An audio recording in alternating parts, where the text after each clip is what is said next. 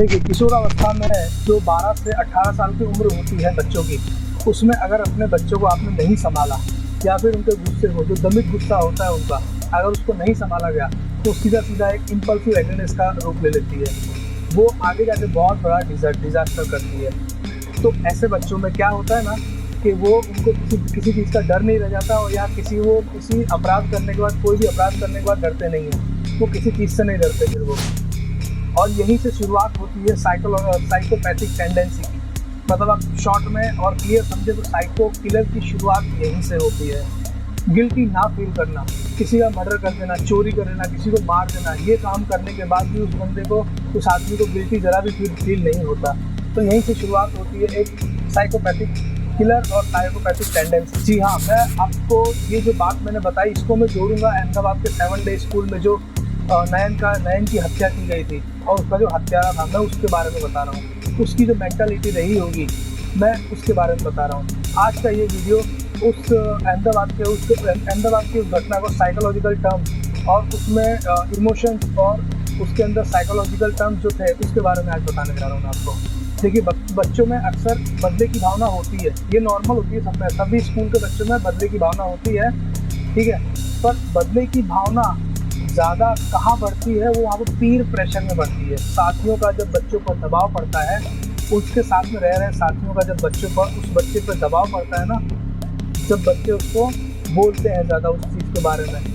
हर school में बच्चे थोड़ी बहुत बुलिंग करते हैं, उस बुलिंग के बाद में उस बच्चे के अंदर एक बदले की भावना तो आती है, पर बदले की भावना को आक्रामक बनाने के लिए उसके साथ में होते हैं उसके साथी, जो पीर प्रेशर बोलते हैं। बच्चों के उसके साथ में साथियों का जो दबाव होता है ना बच्चों पे, वो बहुत ज़्यादा हो जाता है, जिससे वो बदला लेने के लिए उतारू हो जाता है, और वो बदला लेने के चक्कर में बहुत बड़े बड़े कारनामे कर जाता है, जो आपने 7 डे स्कूल में फिलहाल अभी 7 डे स्कूल में बच्चे ने अपना गुस्सा कंट्रोल नहीं किया और इम्पल्सिव एग्रीनेस दिखाई। वहाँ पर एग्रीनेस और आक्रामकता बहुत ज़्यादा थी उसके अंदर ज़रा भी कंट्रोल नहीं था।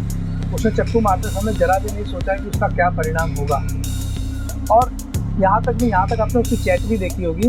उसकी चैट में उसने कहा कि जो हो गया सो हो गया, ठीक है। उसको उस चीज़ का कोई गिल्टी नहीं, उसने चक्कू मार के उसको मार दिया, उसकी हत्या हो गई है, उसको उस चीज़ का कोई गिल्टी नहीं है। उसने चक्कू निकाला और उसको मार दिया।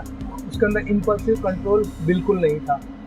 उसके अंदर डर और अपराध बोध की भावना तब भी नहीं थी जब उस लड़के से बात कर रहा था चैट पे। चैट आपने सबने देखी है इंस्टाग्राम पर, और वायरल भी काफ़ी सारी हुई।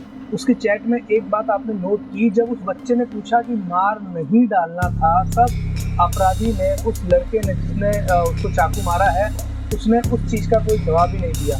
मतलब उस बच्चे में एक डिसऑर्डर है जिसको कहते हैं एंटी सोशल पर्सनैलिटी डिसऑर्डर।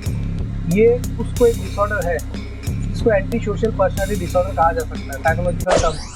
यहाँ पर साफ साफ देखा जा सकता है और कहा जा सकता है कि आरोपी जो लड़का था 8वीं क्लास का, उसका पेरेंटिंग काफ़ी पुअर होगा।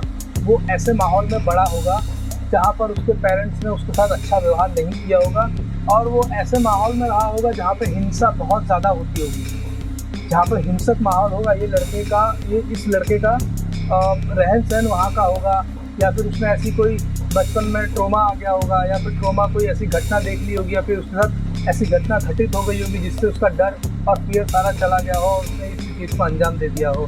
ये काम करने के पहले उसने तो दोस्तों, मैं ये सारी बातें आपको इसलिए बता रहा हूँ कि मुझे जहाँ तक लगता है, मुझे कहीं ना कहीं तो ऐसा लगता है कि जिस तरह से बच्चों को हम लोग बचपन से इंग्लिश सिखाने की कोशिश करते हैं ना, लैंग्वेज सिखाने की कोशिश करते हैं ना, उसी तरह से मुझे लगता है कि बच्चों को स्टार्टिंग से साइकोलॉजी भी पढ़ानी चाहिए। साइकोलॉजी पढ़ाने से बच्चों का मेंटल एबिलिटी स्टार्टिंग से अच्छी होगी, और वो अपने इमोशंस पे कंट्रोल रख पाएंगे। तो जहाँ तक हो सके ऐसी घटना को काफ़ी हद तक टाला जा सकता है। ये एक घटना नहीं है, इसके जस्ट तुरंत बाद में अहमदाबाद में लाल दरवाजा के पास में IP मिशन स्कूल है, वहाँ पर भी सेम चीज़ देखने को मिली थी। वहाँ पर भी चैट आई थी बच्चों की, और यही चीज़ देखने मिली थी कि भी मारने की धमकी दी गई थी, ठीक है। तो ये अभी तो शुरुआत है। अगर अभी भी कह रहा हूँ कि साइकोलॉजी को समझना, पेरेंट्स को सबसे पहले अपने बच्चों को समझना पड़ेगा, वो क्या चाहता है, वो क्या पूरे दिन क्या करता है, और पेरेंट्स अपने बच्चों के साथ कितना टाइम बिताते हैं। देखिए, पेरेंट्स जितना टाइम अपने बच्चों के साथ बिताएंगे ना, उससे उनके बच्चों के बारे में उन्हीं पेरेंट्स को मालूम पड़ेगा। और पेरेंट्स को जहाँ तक अपने बच्चों के बारे में जितना जानकारी चाहिए ना, उतनी जानकारी बहुत ज़रूरी है। वो बाहर क्या कर रहे हैं, उनकी मेंटालिटी थोड़ी बहुत कैसी है, वो क्या स्टेप ले सकते हैं, ये पेरेंट्स का जानना बहुत ज़रूरी है।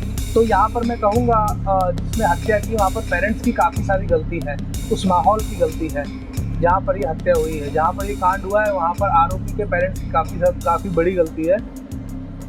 और मैं इसके माध्यम से ये भी कहना चाहूँगा कि आने वाले टाइम पे ऐसी घटना ना हो, उसके पहले पेरेंट्स अपने बच्चों को संभाल लें, अपने बच्चों का उनके साथ कुछ वक्त बिताएं, उनके साथ कुछ सारी बातें करें, स्कूल की बातें करें, बाहर की बातें करें, उन्हें क्या पसंद है क्या नहीं पसंद है ये सारी बातें करें। बातें करने में नोट करें कि वो कैसा व्यवहार कर रहा है, कैसी बातें कर रहा है। तो इन सब से आपको मालूम पड़ेगा कि आपका बच्चा किस स्टेज पे है। तो जैसे कि मैंने कहा कि इंग्लिश शुरू से पढ़ाई जाती है, तो मैं आपसे ये रिक्वेस्ट करूँगा कि बच्चों को साइकोलॉजी मनोविज्ञान पढ़ाना स्टार्ट कीजिए। और स्टार्ट करने के साथ साथ में हर स्कूल में जैसे इंग्लिश स्टार्ट की जाती है, मनोविज्ञान भी अगर उसी तरह से स्टार्ट करेंगे तो काफ़ी बेहतर रिजल्ट मिल सकता है आज से 3-4 साल बाद में। अभी तो नहीं कह सकता क्योंकि अभी काफ़ी कम लोग हैं मनोविज्ञान को मानने वाले और पढ़ने वाले। ठीक है, तो मिलते हैं नेक्स्ट वीडियो में। वीडियो अच्छी लगी हो तो please like share and subscribe करना चैनल को। ऐसे ही काफ़ी सारे मैं आपके सामने साइकोलॉजिकल टर्म और साइकोलॉजिकल नज़रिया, मनोवैज्ञानिक नज़रिया, हर घटना के पीछे क्या है वो साथ में आपके सामने लाता रहूँगा।